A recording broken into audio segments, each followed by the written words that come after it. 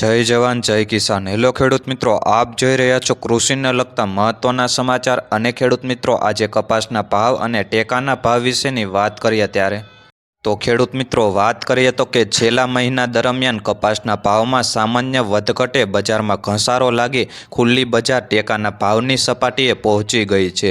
કપાસના ખેડૂતોનું કહેવા મુજબ ગત વર્ષની સરખામણીએ વીઘાવરાળે કપાસના ઉત્પાદનમાં ઘટાડો થયો છે, તો બીજી તરફ ગુલાબી ઈયળે કપાસની ક્વોલિટીમાં બગાડ નોતર્યો છે।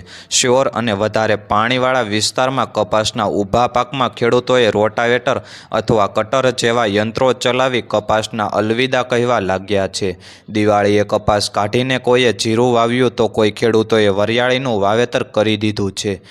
ખેડૂતો કહે છે કે ઓણસાલ કપાસમાં બગાડ અને અધૂરું હોય તે ગુલાબી ઈયળ ટપકી પડી છે, તેથી કપાસમાં કંઈ વળતર રહ્યું નથી, તો બીજી તરફ કપાસના ભાવમાં પણ કંઈ દમ નથી, એટલે કપાસ કાઢીને ચણાનું વાવેતર કરવામાં આવી રહ્યું છે।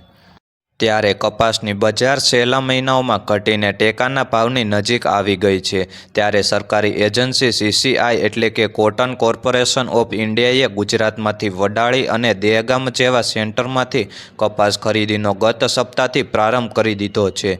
ગુજરાતમાં કુલ 42 કેન્દ્રો શરૂ થશે। CCIના આધારભૂત સૂત્રોના જણાવ્યા મુજબ સૌરાષ્ટ્ર વિસ્તારમાં પણ ટેકાની ખરીદી શરૂ કરવાનો તખતો ગોઠવી ચૂક્યો છે અને 19 ડિસેમ્બરના રોજ 28,000 મણની આવક સામે 1250 થી 1450નો ભાવ હતો।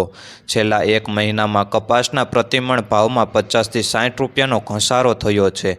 છેલ્લા સપ્તાહથી કપાસની આવકો સામાન્ય વધઘટે જળવાયેલી છે। હજુ પણ આવનાર દિવસોમાં નજીકના દિવસોમાં કપાસના માર્કેટને સપોર્ટ કરે તેવા સંજોગો દેખાતા નથી।